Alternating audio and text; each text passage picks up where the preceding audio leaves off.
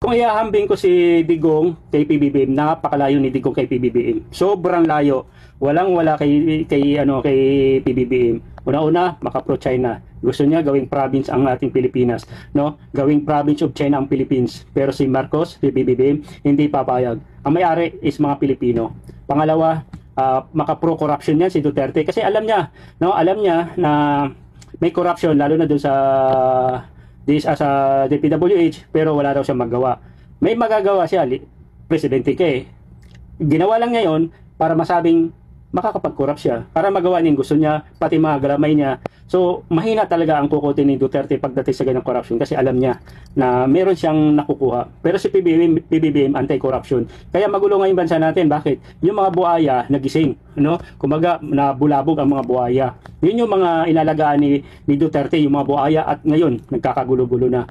Tapos, pagdating naman sa mga war on drugs, tamo, tahimik. Mas maraming nahuhuli ngayon. Okay? Pero walang, yung talagang, alam mo yun, yung talagang, di ba? Si Duterte, hindi dumadaan sa job process yan. Pagka natsimpuhan ka at nagustuhan ka, tigok. Walang, hindi alam kung ano ka talaga, kung may kasalanan ka, wala. Basta kursunada ka. Pero dito sa PBBM, dinadaan niya sa job process. Kaibigan man yan o kalaban man yan, idadaan kita sa job process. Hindi niya nilalagay sa kamay niya yung batas. Pero si Duterte, wala. Pag tinuro niya, wala, kawawa. Kaya nga nakulong siya sa ICC, di ba? Kaya nakulong siya, mabubulok siya sa ICC. So napakalayo ni Duterte, no? Si Duterte, puro lang tapang, bunganga, pero wala namang action. Kasi wala man siya napakulong eh. Pero si PBBM tahimik, kahit binabato nyo na kung ano mang ginagawa nyo sa kanya, pero behind nun, sa likod, nagtatrabaho siya.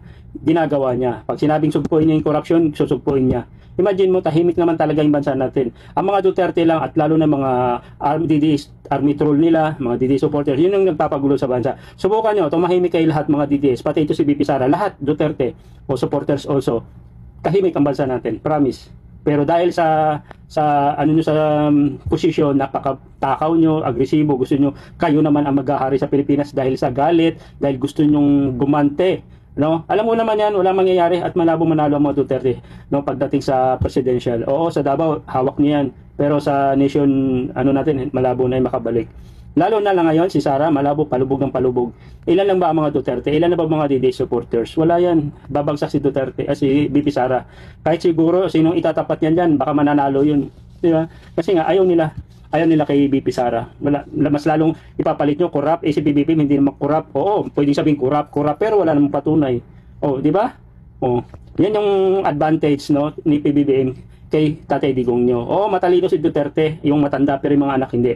Pero yung talino ni Duterte sa maling paraan, sa maling, maganda sana yung war on drugs kung nasa magandang implementation. Kaso parang ginamit niya as personal, no? Pinagtitikok niya yung mga kalaban niya sa pagbebenta ng pulburon. So ibang way 'yon, no? So yun lang maano ko. Kayo, agree ba kayo mga PBBM supporters na si PBBM talaga ang mas magaling, matalino, no? Matrabaho, masipag compare dito kay Digong, malayong malayo. Oh, ngayon sasabihin ng mga DDS, magko-comment, bobo ka. Alam nyo, kayong mga DDS, bagay, kung troll ka nga naman, wala kayong sasabihin kundi ad hominem kayo. I-comment nyo kung ano yung nagawa ni Duterte. Hindi yung bobo. Wala yan. Lumaning style yan. Sabihin nyo, anong nagawa ni Duterte sa panahon niya. I-comment nyo sa baba. Ipaliwanag nyo. Yun yung proper pakipag-debate kayo. Okay?